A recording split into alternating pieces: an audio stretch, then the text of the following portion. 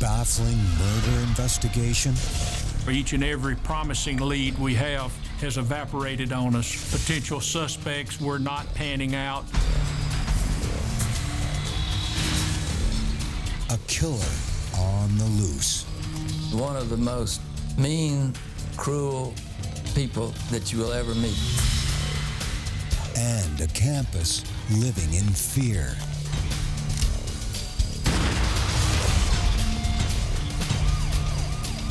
It was overwhelming. It wasn't supposed to happen.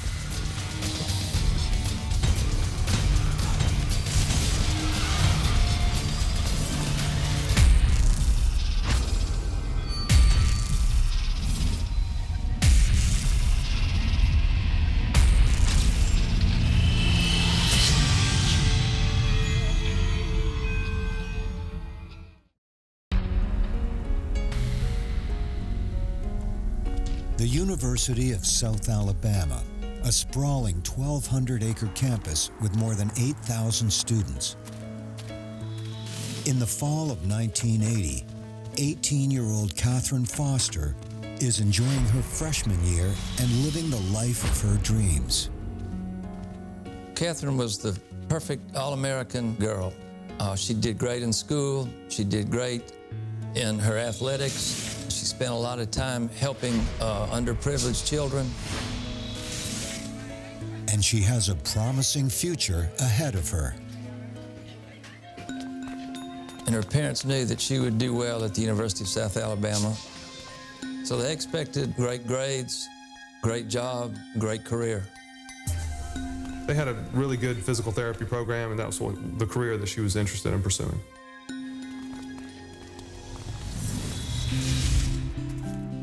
As an added bonus, Katherine has come to college with her boyfriend, 𝐁𝐥𝐸𝐿, from back home in Pascagoula, Mississippi. The high school sweethearts are excited to be living in the larger, more exciting city of Mobile. And Tom is enjoying a generous athletic scholarship. Tom had accepted a position playing soccer at the University of South Alabama. Another close high school friend is also attending South Alabama. Her name is Tish O'Sullivan. Katherine Foster, 𝐁𝐥𝐸𝐿, Tish O'Sullivan went to Our Lady of Victory private Catholic high school. It was very small. The three of them were extremely close. They traveled to sports events together. They did church events together. They did charity events together.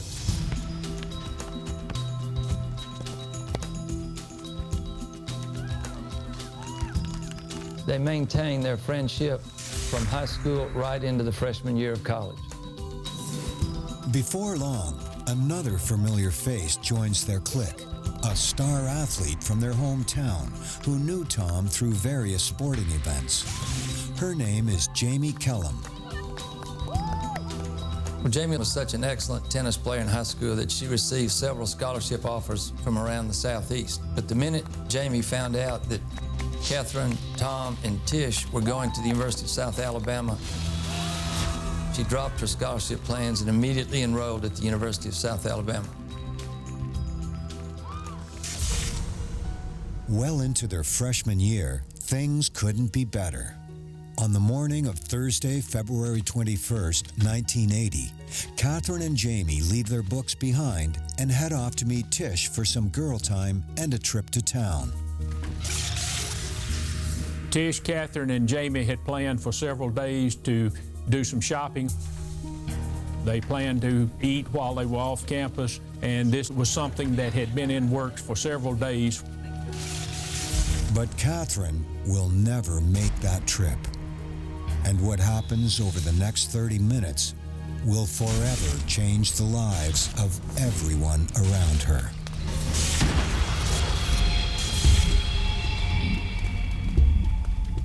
Katherine told Jamie that she had forgotten something. It was either her purse or her checkbook, that she needed it before they went shopping, that she was going to go retrieve the item, and that she would meet Jamie back at Jamie's car in the parking lot.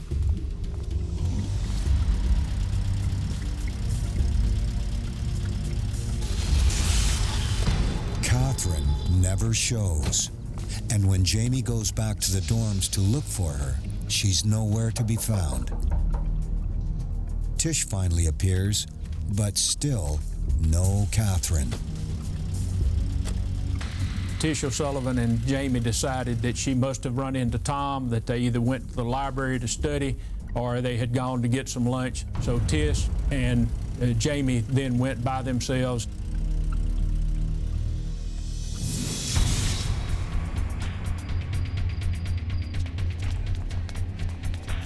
By nightfall, Katherine still has not returned to her dorm. No one has heard from her, not even her boyfriend, Tom. Friends begin to worry. Tish and Jamie were talking to all the other friends. They realized that no one had seen Katherine since earlier that morning.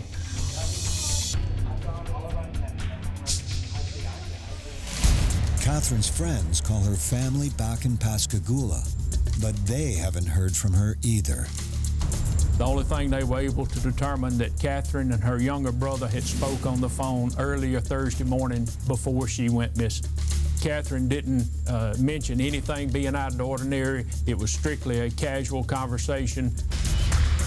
The family contacted the Mobile Police Department early Thursday evening to report Katherine missing.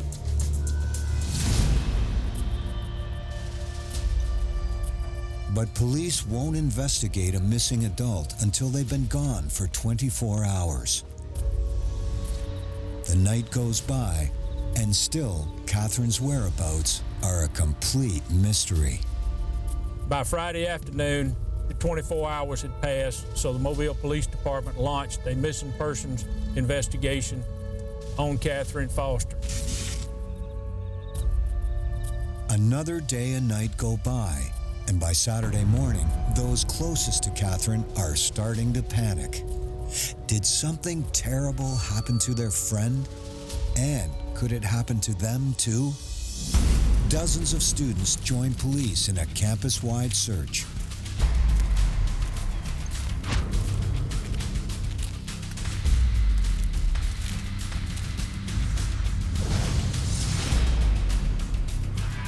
And at approximately 10:35 a.m. that morning, word came out that they had found something.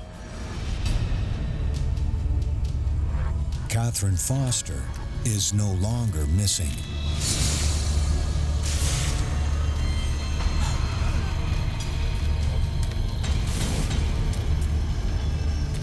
Her clothes were as if they had just been placed there. She was clean, there was no dirt, there was no sign of struggle. Her hair was flowing to the side of her head, and it looked almost as if she had laid down in the leaves to take a nap, except for the fact that she had 2 bullet holes in her head.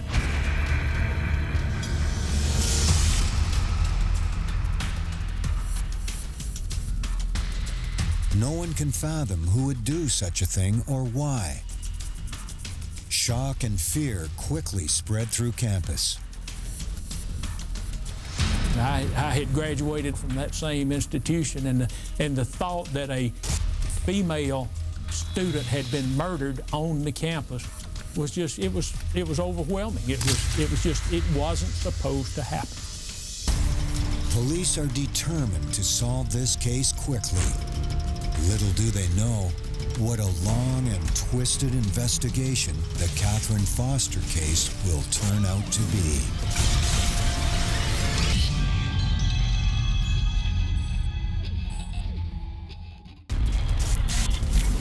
Katherine Foster, a freshman at the University of South Alabama, has been found dead on the outskirts of campus, and everyone is in shock. There were a large number of people present around the crime scene when Katherine's body was discovered. You had the searchers, many of them who needed to be questioned. Many of Katherine's friends were showing up as the word spread throughout the campus that her body had been found.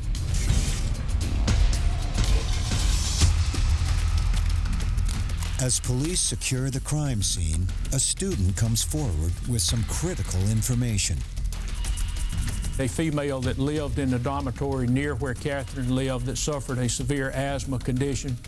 And she remembered that at 2:38 a.m. on Saturday morning, she had had an asthma attack. She jumped up, got her inhaler, went to the window to get some fresh air, and while standing at the window, she heard either 2 firecrackers or 2 gunshots.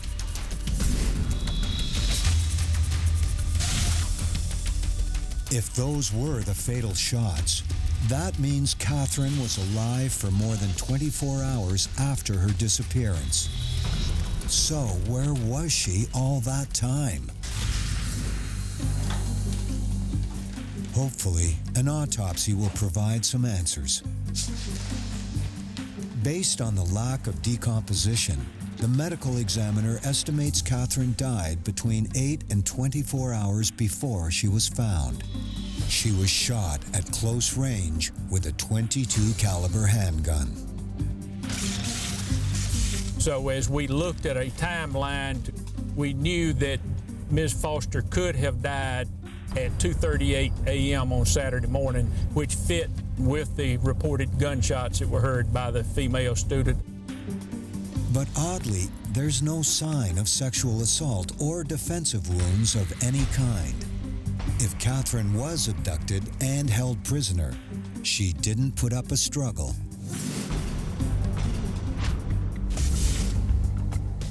Back on campus, investigators questioned dozens of students, starting with Katherine's closest friends. But nobody can explain how or why the freshman vanished in broad daylight and ended up dead. And 𝐂𝐥𝐸, the last person to see Katherine alive, can't help but blame herself. Just wailing and crying and carrying on. Much more than the other classmates and schoolmates of Katherine who had known Katherine all her life. Investigators grilled 𝐂𝐥𝐸, but there's no way she could have killed Katherine. At 2:38 a.m. on Saturday morning, she was off campus, spending the night with a friend and her family.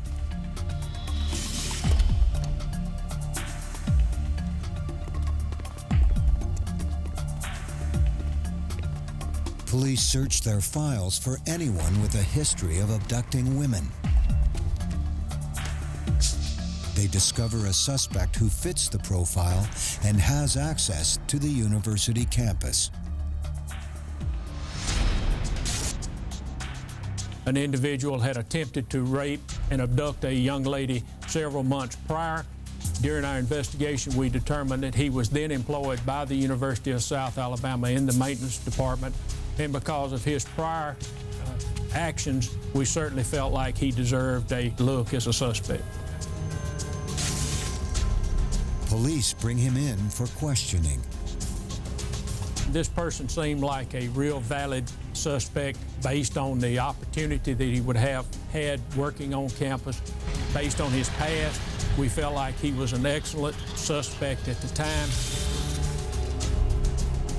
But information was obtained that proved he was somewhere else on campus at the time Katherine had gone missing, and he did have an alibi.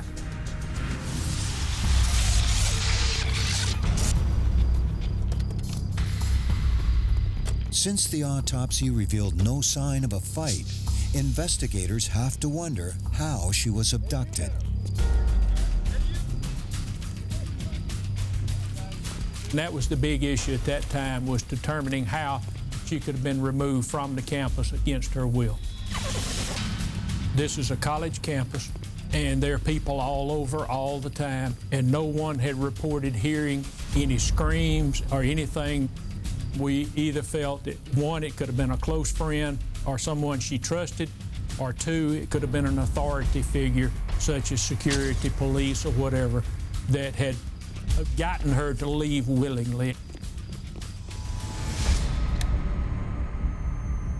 Police interview the 2 security guards on duty the night of Katherine's murder. Officer Stoney Stewart and Michael Maris tell investigators they were together on the night of the murder. Their dispatcher confirms their account. They do, however, have some valuable information for police. It seems the asthma sufferer was not the only person to hear something in the wee hours of the morning that Katherine was shot. The two security guards that were on duty that night told us that at approximately 2:30 a.m., while in the vicinity of the dormitories, they heard either 2 firecrackers or 2 gunshots, and they immediately went to the ROTC facility to check and see if they had come from that area. We felt like that our theory that Katherine died at 2:38 a.m. on Saturday morning was a workable time of death estimate.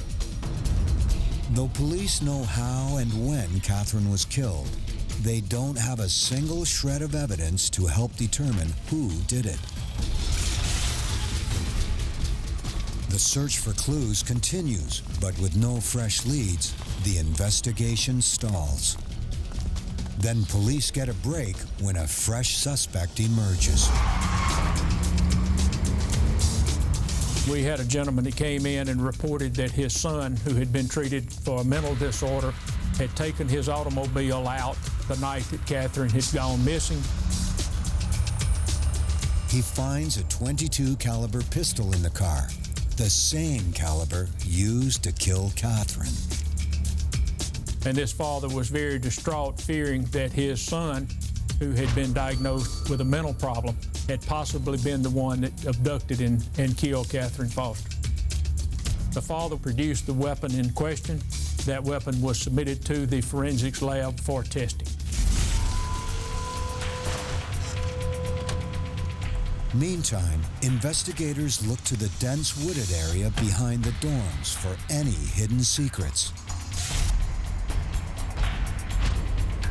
Shadowy and isolated, it would be a perfect playground for a killer with something to hide.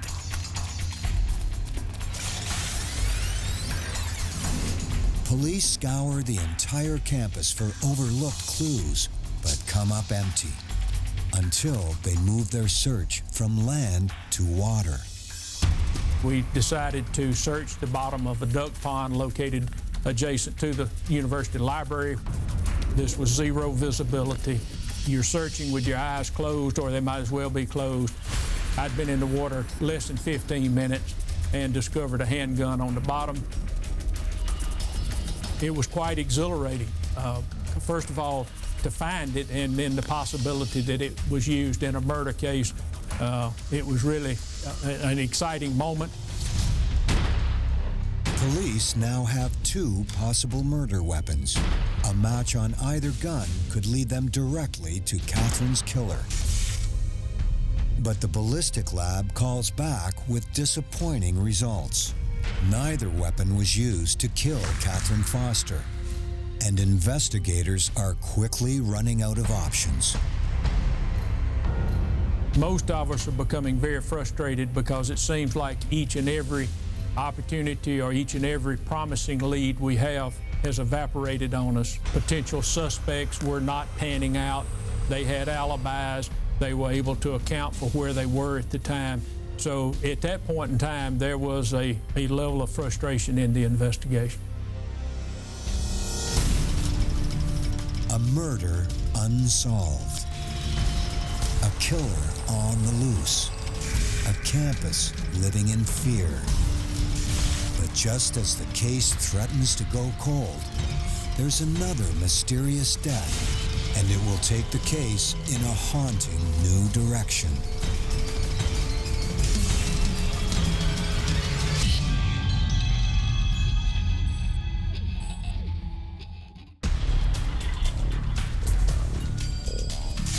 Police are stumped after college freshman Katherine Foster is found shot to death on the University of South Alabama campus. They have no leads, no motive, and no viable suspects. Time is passing, and it's really difficult to make any headway in the investigation.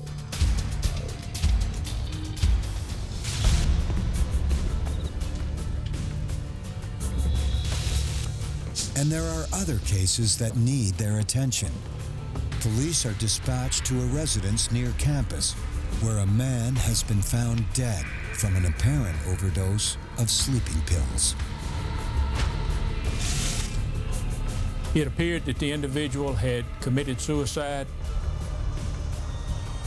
It appeared from the conditions that he'd been dead 3 to 4 days.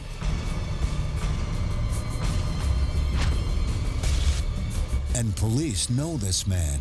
He is Michael Maris, one of the security guards on duty the night of Katherine's murder. Based on a search of the home, it seems Maris became obsessed with the case. One of the most unique things that we discovered was a copy of the autopsy report on Katherine Foster. In this report, this individual had gone through and had highlighted certain aspects of the investigation. He had made notes in the columns along the sides of the typed report. It was very unusual for a person to do this. But as police quickly discover, Maris was a very disturbed man. Mr. Maris was a very frustrated individual.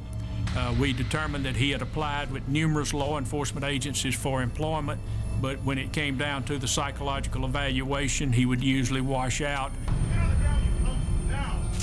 And at that point in time, all he'd ever been able to obtain were security-type jobs at South Alabama and at a mental health facility.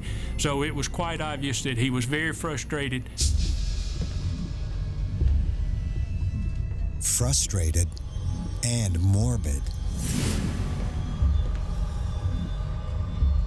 He spent a lot of time obsessing with death, obsessing with suicide, and even talking about in some of his writings about executions, how the person would be led up and put on his knees and shot in the back of the head. So when you get right down to it, the whole sum of this individual, he was a very strange, very unusual personality. Police continue to search the home, and in the attic over the garage, they make a horrifying discovery. What looks like a cage, just big enough for a person. Of course, initially our thoughts were, could this have been where Katherine Foster was kept? There was a dirty mattress, there was some filthy sheets. It was secured by a door with hinges and a hasp on it so it could be locked, and someone could have been constrained within that area. Have investigators found their murderer? Could Michael Maris have snuck away in the middle of his shift to kill Katherine after holding her captive? We felt like that his personality profile fit. Everything seemed to point that he would be a viable suspect. Detectives take a closer look at Maris's work records for the week of Katherine's murder, and suddenly, the perfect suspect no longer fits the bill. When we started to analyze the time that Katherine was missing from Thursday to Saturday, we were able to determine that Maris was at work. He didn't miss any shifts. Ms. Foster exhibited no signs of having been confined or restrained in any way, and we just felt like this would have been the case had she been kept somewhere. There should have been some sign of resistance. So why did the security guard have a cage in his house? We were able to determine that the space above the garage was actually intended for secluding Mr. Maris's grandfather, who suffered from some form of dementia. Apparently, they would literally seclude him in the area and lock the door to keep him from wandering the neighborhood. Detectives officially rule Maris out as a suspect in the case, and the investigation is back to square one. It had been a cool case. It was getting cold pretty quickly.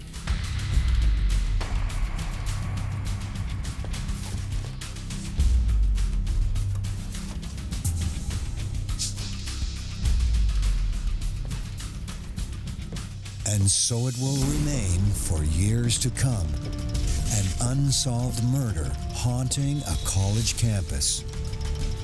It's not until 2 decades later that a secret will be exposed, a secret that will finally blow the case wide open.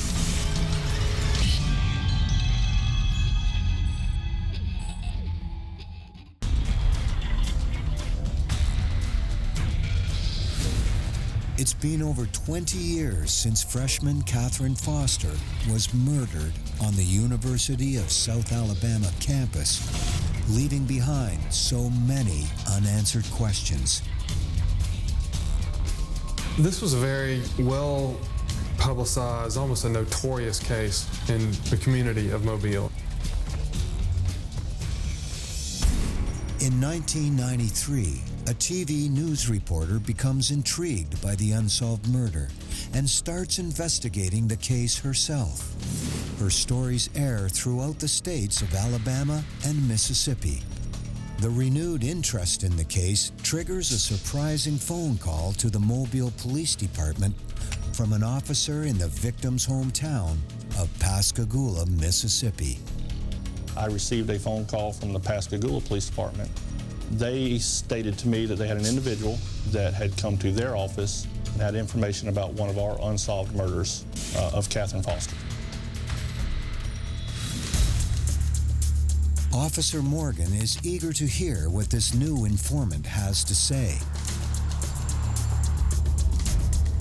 I drove to Pascagoula to speak to this witness, Ricky Charlton. He basically relayed to me that a female in his Alcoholics Anonymous class had confided in him she had killed this female while on the campus of South Alabama. Ricky met this woman at AA as she was working through her steps of the program. One of the steps is that you have to make amends to everybody that you have wronged.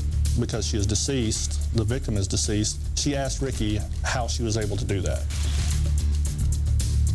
Ricky identifies the confessed killer as Jamie Letson. It doesn't ring a bell until investigators uncover her maiden name. Jamie Letson turned out to be 𝐂𝐥𝐸𝐿. She had married, divorced, and is using her ex-husband's name today. As it turned out, Jamie was the last person to be seen with Katherine alive. Jamie was considered a suspect very early on in the investigation. However, she had an alibi for the time period of what was believed to be Katherine's time of death.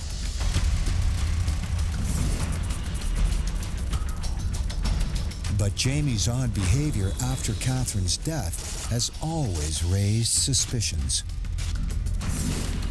Jamie's behavior was so bizarre and over the top that many of Katherine's friends and family noticed it and were put off by it. In fact, even noticed that it appeared to be feigned and put on, almost as if she was trying to make a show of her grief. According to Jamie's AA confidant, it all had to do with Katherine's boyfriend, Tom. Jamie told Ricky that she met Tom in high school. She had a crush on him, and she developed this very strong crush on him. Tom was a very accomplished athlete. He played tennis, and Jamie played tennis for her school, and that's where the two of them first crossed paths and would have met each other. And Jamie probably began her crush on him at that point. We heard from several people that Jamie actually gave up a tennis scholarship at another school to follow Tom to the University of South Alabama. She was able to insert herself into Katherine's circle. She all of a sudden started mingling with her friends and just really joined the group in order to get close to Tom.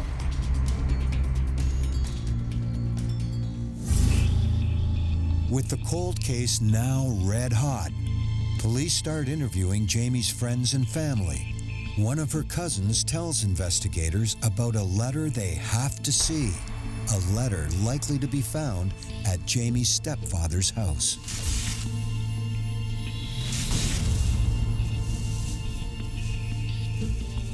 Another investigator and I drove to Pascagoula to speak to her stepfather, to talk about this letter.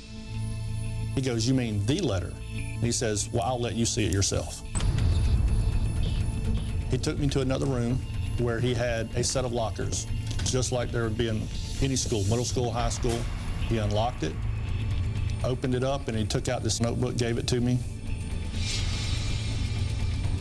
I open it up.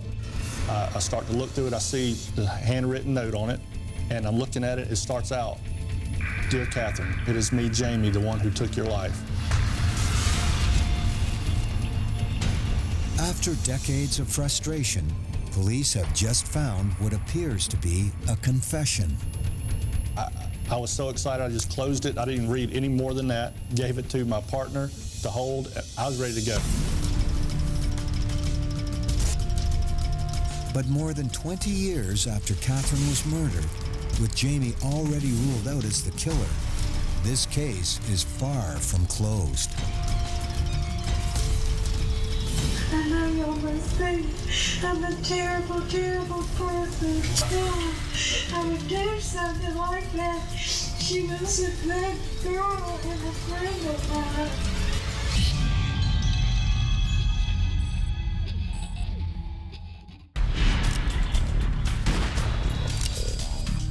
After 22 years, police in Alabama have reopened the murder investigation of Katherine Foster. Lead investigator Mike Morgan has turned up a letter from Katherine's college friend Jamie, confessing to the murder because of her obsession with Katherine's boyfriend. The obsession that Jamie had for Tom was apparently overwhelming to her. We learned that she had portrayed to her family that Tom was her boyfriend. She had stolen pictures of Tom and, was just portraying to everybody that that was her boyfriend, that she was living this life with him. And none of it was true. It was all a lie.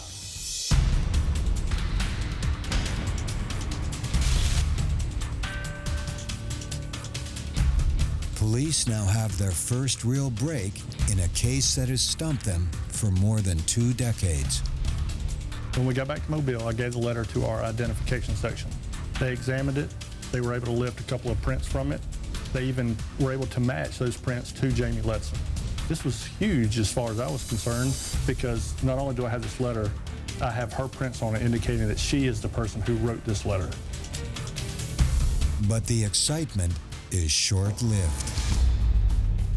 When the Mobile police discovered Jamie Letson's 3-page handwritten confession, they took it to the local assistant district attorney and asked her to prosecute the case.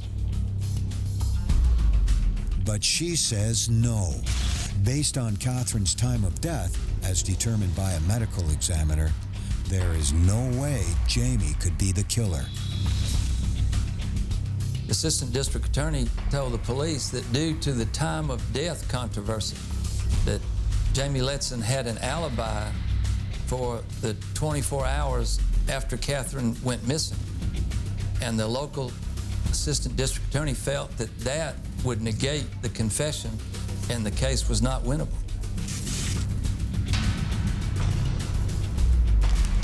Katherine had been found at around 10:30 a.m. on a Saturday. The medical examiner determined that she was killed 8 to 24 hours earlier, during which time Jamie has an airtight alibi. It doesn't make sense. I decided to speak to Dr. Riddick. He was the original medical examiner that performed the autopsy in 1980. More than 2 decades later, does the medical examiner still stand by his original report? Dr. Riddick told me that there's been a lot more research done on time of death, lots of studies, and today we know that there are many factors that influence the rate of decomposition. And he stated to me that he certainly could have made a mistake on his estimation of time of death in 1980. So what does the medical examiner think now about when Katherine Foster was killed? Dr. Riddick's first words to me that it was very possible that she could have been laying out in those woods for the entire 48 hours that she was missing. Even though Dr. Riddick had given us this new opinion, we still needed more scientific information to kind of back up our theory of what happened. I'd learned about the body farm, which is at the University of Tennessee, which is basically they do research on decomposition of actual human bodies.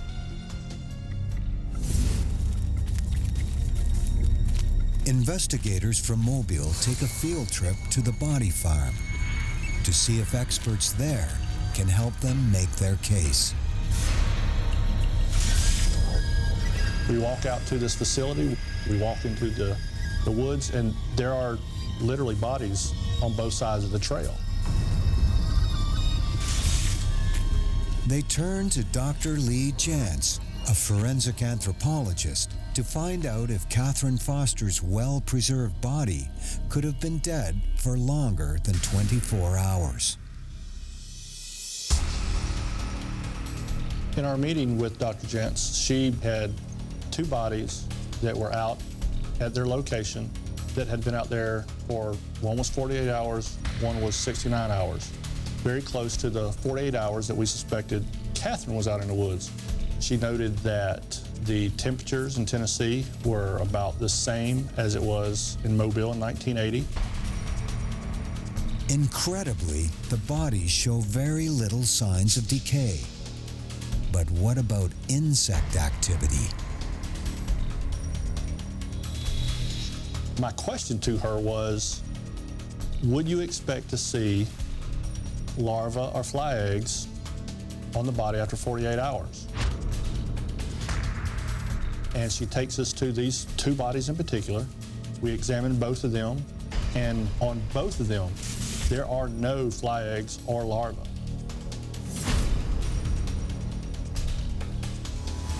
I was convinced at that point that we had Jamie. There was nothing else we needed. Based on this up-to-date research, Katherine could have been killed the very morning she disappeared, after spending time alone with Jamie. Finally, on November 21st of 2008, we got an indictment for murder, an arrest warrant basically for Jamie. The plan is to surprise her at the halfway house where she's living in Jackson, Mississippi, and get a quick confession. That morning we show up at the halfway house, we pull into the location, and she's standing outside. And as soon as we get out of the car, she yells out to us, "Hey, it's me, Jamie, you're here for me." How could she possibly know that? It turns out one of our secretaries that was making hotel reservations for us had called the halfway house and asked the director for the closest hotel. And once the director hung up with our secretary, she asked the people living at this halfway house, why would Mobile detectives be coming to the facility? Suddenly, Jamie realizes her past has caught up to her. And I mean, it completely ruined our surprise because she now had a 24-hour notice and time to prepare what she was going to say to us before we arrived. Police take Jamie into custody and drive her back to Mobile, where she is indicted for murdering the girl she once pretended was her best friend so many years ago. At the police station, detectives tell Jamie this is her last opportunity to make a statement about the murder. I know y'all must think I'm a terrible, terrible person. No, I would do something like that. She was a good girl and a friend of mine. And she basically said, yes, I want to tell you what happened. Jamie told us that she had hoped to break Katherine and Tom up. I have been obsessed with the boy, Tom. I've been obsessed about him even when I was in school, in high school. So one day she stole a gun from her grandmother and then just waited for the opportunity to get Katherine out of the way. On that fateful day, Jamie told Katherine she needed to find a certain plant for a class she was taking and lured her hapless victim into the woods. Katherine had no idea what Jamie had planned. We left my apartment. She left her books there. We got in the car. We drove around. And we just stopped. I said, let's get out and walk and see what's back to here. She walked with me. She was actually walking behind Katherine. She removed the gun from her purse. And I shot her. Shot her in the back of the head. Jamie said that when she did that, Katherine just turned and just looked at her. And just stood for, a minute or a couple of minutes until she finally fell. Everything ran in slow motion. There was such a big roar inside my head when I shot her. Katherine was still making a noise. She was obviously still alive. Jamie said that she shot her in the head a second time.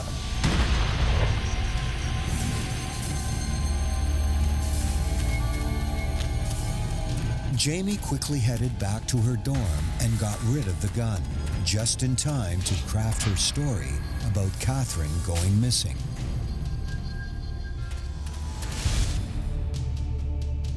Somehow, she managed to pull off the murder and get back in time to go on a shopping trip without rousing anyone's suspicion. Given this confession, investigators think they have a slam-dunk case. 30 years after the murder, the case goes to trial. Incredibly, Jamie pleads not guilty, claiming that her confession was made up and pointing the finger at the dead security guard. But no one's buying her defense. The jury deliberates for less than a day before finding 𝐁𝐥𝐸 Letson guilty of first-degree murder. She is sentenced to life in prison. Well, 𝐁𝐥𝐸 Letson was one of the most mean, cruel people that you will ever meet.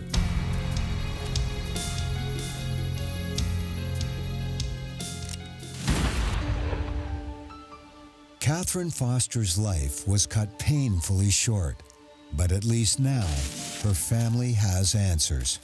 Finally, after 3 decades, there is justice in Alabama.